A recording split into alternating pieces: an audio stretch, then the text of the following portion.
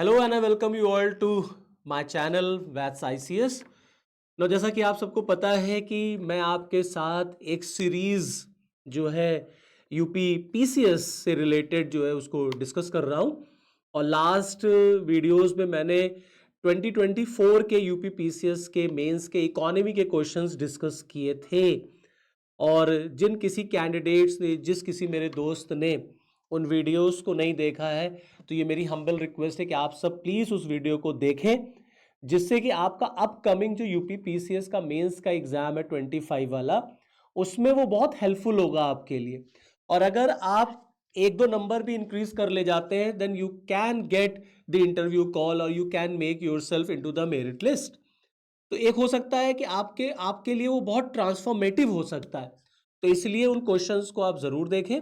और आज उसी सीक्वेंस में मैं 23 का पेपर लेकर के आया हूं, और 23 के पेपर्स के इकोनॉमी के क्वेश्चंस को मैं डिस्कस करूंगा आपके साथ, जैसा कि मैंने आपसे वादा किया था।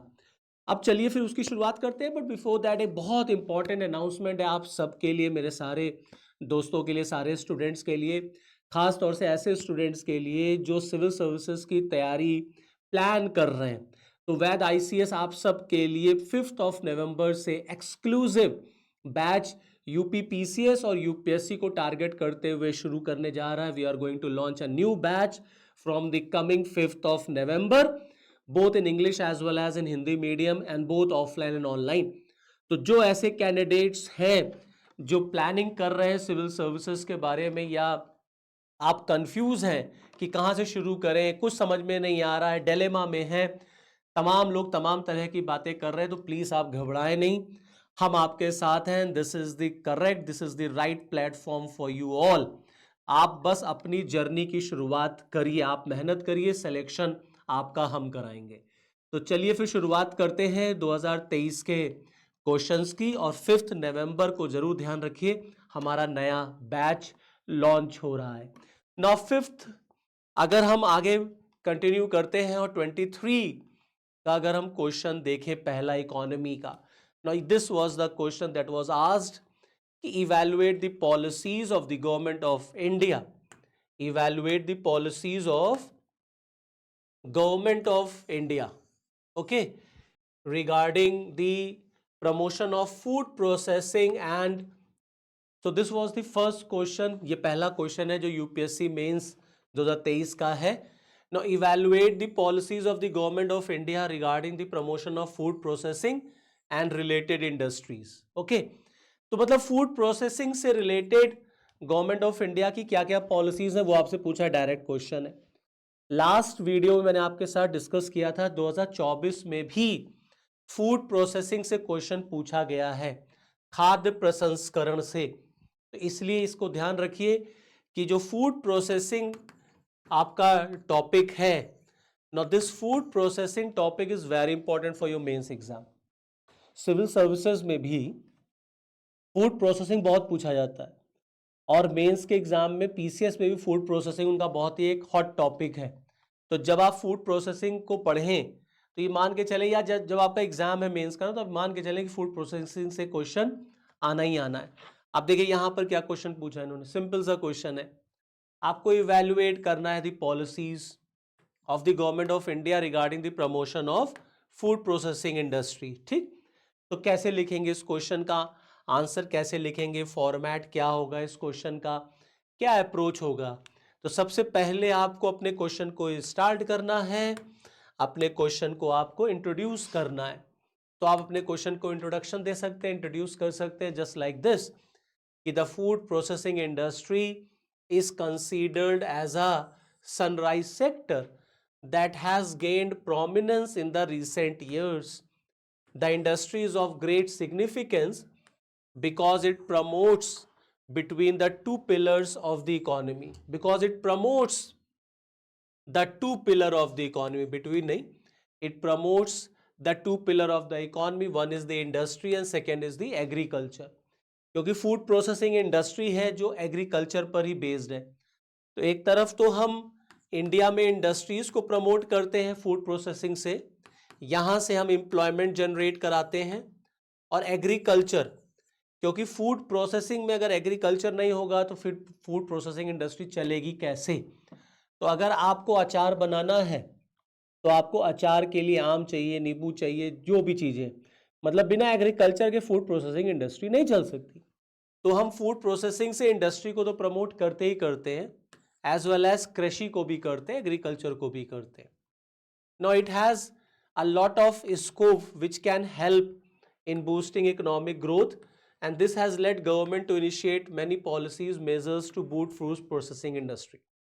फूड प्रोसेसिंग इंडस्ट्री में इतना स्कोप है कि वो आपकी जीडीपी को बढ़ा सकता है। It has lot of scope. साथ ही साथ भारत सरकार ने इसीलिए फूड प्रोसेसिंग इंडस्ट्री को बढ़ावा देने के लिए बहुत सारे कदम उठाए हैं। तो ये हो गया आपका इंट्रोडक्शन, ऐसा आपका इंट्रोडक्शन होना चाहिए। अब आप नेक्स्ट पैरा पे आ जाइए, पैराग्राफ चेंज करके, कि अब गवर्नमेंट ने क्या क्या कदम उठाए। तो आप सीधे गवर्नमेंट के कदम भी लिख सकते या आप थोड़ा सा स्कोप भी लिख सकते हैं, depending on the world limit, कि वर्ल्ड लिमिट कितनी दी गई है। तो आप पॉइंट्स में आ सकते हैं। जैसे फॉर एग्जांपल अगर फूड प्रोसेसिंग इंडस्ट्री की बात करें तो देखिए जो फूड प्रोसेसिंग इंडस्ट्री का जीवीए है, gross value added, it has increased from 1.6 lakh crore in 2015-16 to 1.92 lakh crore in 22-23। मतलब 15-16 में जो जीवीए था वो फूड प्रोसेसिंग इंडस्ट्री का देखिए 1.61 लाख करोड़ था, और 22-23 में वो 1.92 लाख करोड़ हो गया। मतलब जीवीए बढ़ा है, ग्रॉस वैल्यू एडेड उसका बढ़ा है। जो एवरेज एनुअल ग्रोथ रेट है of around 5.3% since 8 years, तो एवरेज एनुअल ग्रोथ रेट सालाना वो लगभग मान के चले 6% का है। ये स्कोप है, ये ताकत है फूड प्रोसेसिंग इंडस्ट्री की। जहां तक रही बात एम्प्लॉयमेंट की, अगर हम रोजगार देखें तो फूड प्रोसेसिंग इंडस्ट्री से एम्प्लॉयमेंट भी जनरेट होता है। 14-15 में जहां 17.73 लाख एम्प्लॉयमेंट जनरेट हुआ था, वहीं 21-22 में आप देखेंगे 20.68 लाख एम्प्लॉयमेंट जनरेट हुआ है। तो ये दिखाता है कि फूड प्रोसेसिंग इंडस्ट्री का स्कोप कितना ज्यादा जो है वो है। ओके, तो ऑटोमेटिकली फूड प्रोसेसिंग इंडस्ट्री में स्कोप जो है वो है। अगर हम आगे बढ़े तो आप देखिए परसेंटेज, अगर हम आगे बढ़े तो आप देखिए percentage share of food processed food export in agri food products.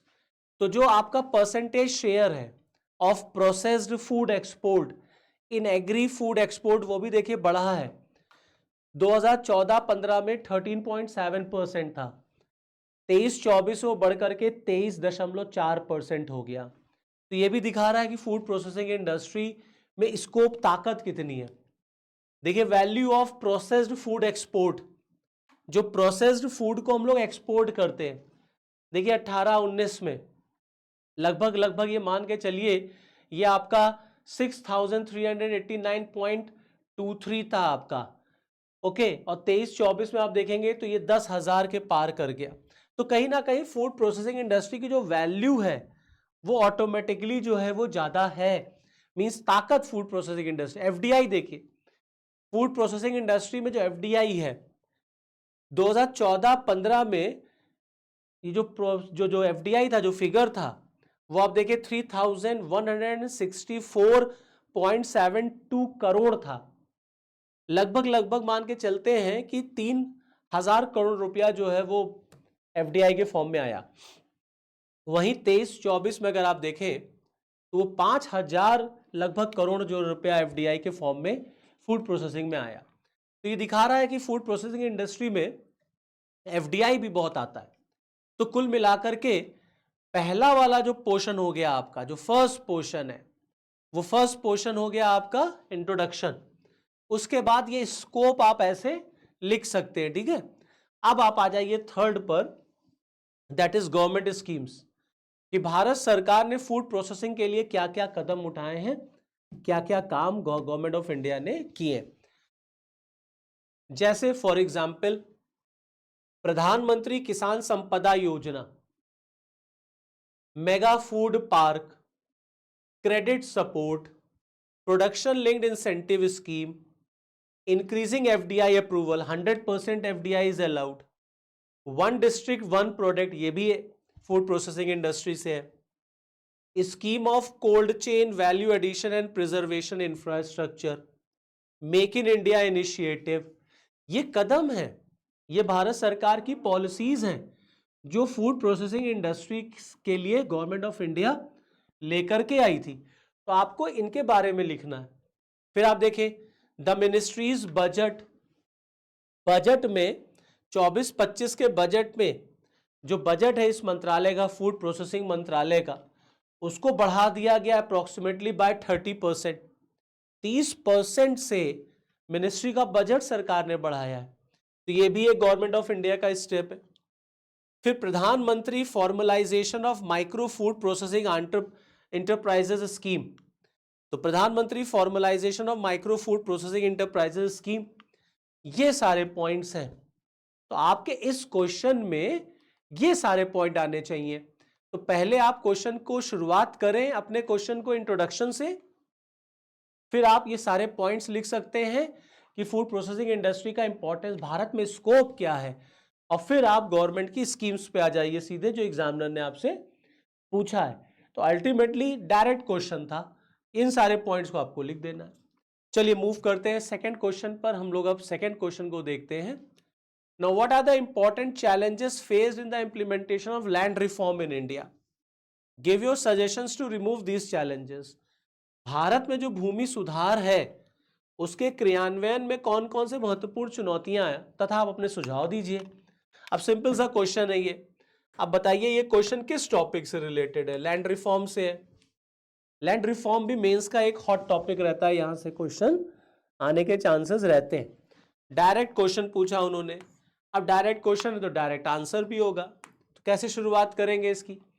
तो सबसे पहले आपको क्या करना है, आपको लैंड रिफॉर्म को इंट्रोडक्शन देना है कि भूमि सुधार क्या। तो हम जब आजाद हुए तो हमने भूमि सुधार लागू किया भारत में, फिर केंद्र ने लागू किया, फिर हर राज्यों ने अपना अपना भूमि सुधार कानून बनाया। तो भूमि सुधार का मतलब क्या है, इसकी आवश्यकता क्यों पड़ी? देखिए आजादी से पहले हमारे देश में सेंट्रलाइजेशन ऑफ लैंड था या सेंट्रलाइजेशन ऑफ वेल्थ था। इसका मतलब हमारे देश में जमींदारी प्रथा थी, सामंती प्रथा थी। जब देश आजाद हुआ तो समाजवादी विचारधारा से हम लोग इन्फ्लुएंस थे, और समाजवाद को लागू करने के लिए डायरेक्टिव प्रिंसिपल में नो कंसंट्रेशन ऑफ वेल्थ है।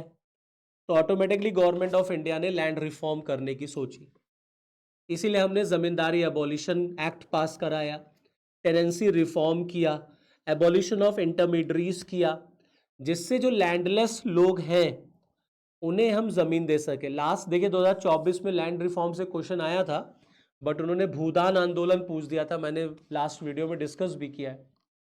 तो लैंड रिफॉर्म हम लेकर के आए थे जिससे भारत में जिनके पास जमीन नहीं है उन्हें हम जमीन दे सके, जिससे कि इक्वल डिस्ट्रीब्यूशन हो सके, उनकी गरीबी दूर हो सके। तो आप अपने लैंड रिफॉर्म के टॉपिक को, क्वेश्चन को इंट्रोड्यूस करिए। Land reform refers to measure which deals with alteration of the existing pattern, deals with the alteration of the existing pattern. Okay, so land reform refers to the measure deals with the alteration of the existing pattern, जो pattern हमारे देश में पाया जा रहा था of ownership, of tenancy and proper management of land. It means redistribution of the right of the ownership. तो जो हमारे देश में ओनरशिप का और टेनेंसी का जो पैटर्न पाया जा रहा था उसको अल्टर करना, उसको चेंज करना, यही लैंड रिफॉर्म था। साथ ही साथ ओनरशिप का जो राइट है उसको रीडिस्ट्रीब्यूट करना। तो क्योंकि जमींदारी प्रथा हो गई थी तो एक ही व्यक्ति के पास जमीनें हो गई, तो लैंडलेसनेस बहुत थी भारत में, इसीलिए लैंडलेसनेस को दूर करने के लिए लैंड रिफॉर्म लेके आया गया। अब इसकी आवश्यकता क्या? तो ऐसा इंट्रोडक्शन हो गया, this is your intro part. अब क्या जरूरत थी, क्यों जरूरत थी? So just to stop exploitation, किसानों का शोषण बहुत हो रहा था, उसको रोकना। To pass on the ownership of land from landlords to peasants, जो जमींदार थे उनसे किसानों को स्वामित्व देना, ओनरशिप देना। इक्वालिटी लाना, समानता स्थापित करना, और लैंड की प्रोडक्टिविटी को बढ़ाना, ये आवश्यकता थी, इसीलिए लैंड रिफॉर्म लेकर के आया गया। लैंड रिफॉर्म में हमने मेजर क्या क्या अपना, क्या किया हमने लैंड रिफॉर्म ला करके? तो लैंड रिफॉर्म में हमने एबॉलिशन ऑफ इंटरमीडिएट्स किया, जो बिचौलिए थे उनको समाप्त किया, जो टेनेंसी रिफॉर्म हम लेकर के आए, और रीऑर्गेनाइजेशन ऑफ एग्रीकल्चर। तो अल्टीमेटली लैंड रिफॉर्म से हम एक एक तरीके से ना सोशलिज्म वाली जो विचारधारा थी उसको इंप्लीमेंट करना चाहते थे। तो कुल मिलाकर के इस तरीके से हम लैंड रिफॉर्म को हमने भारत में इंप्लीमेंट किया। अब ये क्वेश्चन हो गया ये इस तरीके से आपका फर्स्ट पार्ट हो गया क्वेश्चन का। अब क्वेश्चन जो पूछा है उन्होंने, क्वेश्चन पूछा है चैलेंजेस क्या है, तो पहले आप चैलेंजेस बताएंगे। अब जैसे ही आपने चैलेंजेस बताया, ये चैलेंजेस हो गया, इसके बाद आपको एडवाइस देना है, सुझाव देना है। तो आइए चलिए चैलेंजेस देख लेते हैं क्या क्या थे। लैंड रिफॉर्म भारत में बहुत ज़्यादा सक्सेसफुल नहीं हुआ, कुछ पार्ट्स को छोड़ दिया जाए तो कहीं ये सक्सेसफुल नहीं हुआ। तो सक्सेसफुल क्यों नहीं हुआ? एक तो वही फ्यूडल माइंडसेट, आसानी से इसको एक्सेप्ट नहीं करना, कोई अपना स्वामित्व, कोई अपना ओनरशिप डिवाइड नहीं करना चाहता, रीडिस्ट्रीब्यूट नहीं करना चाहता। गवर्नमेंट ऑफ इंडिया की उदासीनता, corruption in bureaucracy, corruption in politics, political will power की कमी, ब्यूरोक्रेटिक विल पावर की कमी, लॉबिंग, ताकतवर एक जमींदार जो ग्रुप था वो बहुत ताकतवर था। आज़ादी के बाद ज़्यादातर वही लोग जो है वो स्टेट की ऑर्गेनाइजेशंस में थे, जुडिशरी में वही लोग थे। तो आप देखेंगे कई केस सुप्रीम कोर्ट में लड़ने पड़ गए, समझ रहे हैं? तो अल्टीमेटली फिर वहां से चलते चलते फिर फाइनली केशवानंद भारती केस जब हम देखते हैं तब जा करके आता है कि नहीं, फंडामेंटल राइट्स में जो है वो अमेंडमेंट किया जा सकता है। तो कुल मिला करके ये कारण थे इसके फेल होने के। तो चैलेंजेस को अगर हम देखें तो सबसे पहले लूजली डिफाइंड पर्सनल कल्टीवेशन। तो जो पर्सनल कल्टीवेशन वाला जो शब्द है, इसकी जो परिभाषा है वो बहुत टाइट नहीं है, मतलब बहुत अच्छी तरीके से इसको डिफाइन नहीं किया गया। So the term personal cultivation has been very loosely defined, allowing not just those who till the soil but also those who supervise or provide capital to claim themselves as cultivator। तो personal cultivation में ये cultivator कौन है? तो loose definition का मतलब क्या है कि यहां पर कल्टीवेटर का मतलब केवल वो व्यक्ति नहीं जो जमीन पर खेती करेगा, जो जमीन को जोतेगा, टिल करेगा, बल्कि उनको भी मान लिया जाता है जो कैपिटल देते हैं और वो अपने आप को कल्टीवेटर क्लेम करते हैं। Now this has led to evasion of land ceiling laws. इससे जो लैंड सीलिंग लॉज आए थे वो कमजोर पड़ गए। तो सबसे बड़ी चुनौती तो यही थी, चैलेंज, की पर्सनल कल्टीवेशन जो वर्ड है उसको डिफाइन नहीं ठीक से किया गया। दूसरा tenancy issue, many tenancies are informal and not recorded which has made it difficult to provide security of tenure to tenants। Tenants काश्तकार, तो जो टेनेंसी इशू है तो कई टेनेंसीज जो हैं वो इनफॉर्मल हैं, उनका रिकॉर्ड नहीं होता। अब रिकॉर्ड नहीं होगा तो उनको प्रोवाइड सिक्योरिटी आप कैसे देंगे? आपके पास उनका डाटा ही नहीं है, आंकड़ा ही नहीं है। तो ये भी एक चुनौती है। उसके बाद करप्शन मैंने आपको बताया ही, inadequate land record, land record ठीक से आप कंपाइल नहीं करते, लैंड रिकॉर्ड सरकारों के पास उपलब्ध नहीं सही से। तो the absence of proper land record has made it difficult to implement reform effectively. तो लैंड रिफॉर्म नहीं है तो जाहिर सी बात है, जो रिकॉर्ड ही नहीं है तो लैंड रिफॉर्म इंप्लीमेंट कैसे होगा? तो ये सारी चुनौतियां हैं जिससे कि लैंड रिफॉर्म भारत में बहुत बहुत सक्सेसफुली जो है वो इंप्लीमेंट नहीं हो पाया, accept in few states. Okay, अब आपसे उन्होंने कहा है एडवाइस दीजिए गवर्न इसको इसको इसको मतलब लैंड रिफॉर्म को कैसे हम सुधारें। तो जो चुनौतियां हैं अगर उसी को हम सही कर दे तो यही रिफॉर्म है हमारा, यही एडवाइस है हमारा। लेकिन अगर हम एडवाइस दें तो सबसे पहले गवर्नेंस को अपने सुधारिए, protect tenancy rights, tenancy rights को आप प्रोटेक्ट करें, लैंड रिकॉर्ड का जो कंपाइलेशन उसको मॉडर्नाइज करिए। सरकार ने डिजिटल लैंड रिकॉर्ड्स को लेकर के स्कीम भी शुरू की है, अब लैंड रिकॉर्ड डिजिटली होते हैं। और जो डेफिनेशन है उसको क्लेरिफाई करिए। किसकी डेफिनेशन? पर्सनल कल्टीवेशन वाली, जो कल्टीवेटर है उसकी परिभाषा को क्लियर करिए। गवर्नेंस का मतलब है जो करप्शन वगैरह इन्वॉल्व है इसको रिफॉर्म करिए, पॉलिटिकल विल पावर लाइए, ब्यूरोक्रेटिक विल पावर लाइए। तब आप पूरे भारत में लैंड रिफॉर्म को सक्सेसफुली इंप्लीमेंट कर पाएंगे। तो लैंड रिफॉर्म क्या था पहले बताइए इन शॉर्ट, उसके बाद उसकी चुनौतियां, और फिर फाइनली जो सुझाव हैं आपको अपनी तरफ से वो सुझाव दीजिए। तो कुछ आपको अपने क्वेश्चंस में ना यूनिकनेस लानी पड़ेगी। वो रटा रटाया की तरीके से अगर आप लिखेंगे आंसर तो मजा नहीं आएगा। तो मेंस में आंसर लिखते समय ना कुछ नई चीजें आपको उसमें डालनी पड़ेंगी, सब न्यू आइडियाज, सब न्यू इनोवेशन, क्योंकि एग्जामिनर कुछ नया कुछ नया कुछ नया ढूंढ रहा होता है। और आप अगर उसी पुराने ढर्रे पर चलेंगे तो मेंस में फिर आपको नंबर जो है वो अच्छे नहीं मिल पाएंगे। और अगर आप एक एक नंबर भी मेंस में हर क्वेश्चन में बढ़ा ले जाते हैं तो एट लास्ट फिर वो आपको मेंस में हेल्प करता है टू क्वालिफाई। तो इसलिए आंसर लिखते समय कुछ अपने इनपुट्स भी दीजिए, कुछ अपने आइडियाज, ऐसे इनोवेशन लाइए आइडियाज जिससे आपका आंसर नया लगे। तो चलिए फिर ये दो क्वेश्चंस मैंने 23 से आपके साथ डिस्कस किए हैं। अब हम नेक्स्ट वीडियो जब मिलेंगे तो फिर दो क्वेश्चंस आपके साथ हम डिस्कस करेंगे। तो मुझे यहीं दीजिए इजाज़त, बट बिफोर दैट, इससे पहले कि मैं वीडियो को बंद करूं, फिर एक बार आपके लिए अनाउंसमेंट है कि 5 नवंबर से न्यू बैच वैद ICS लॉन्च कर रहा है for upcoming UPSC and state PCS। तो जितने भी इंटरेस्टेड स्टूडेंट्स हैं, मेरे दोस्त हैं, वो दिए हुए नंबर पे कॉल करें। पर्सनली अगर आप विजिट कर सकते हैं तो पर्सनली आप विजिट करें। चलिए फिर नेक्स्ट वीडियो में आपके साथ फिर मेरी मुलाकात होगी 2023 के क्वेश्चंस के साथ। तब तक के लिए जय हिंद।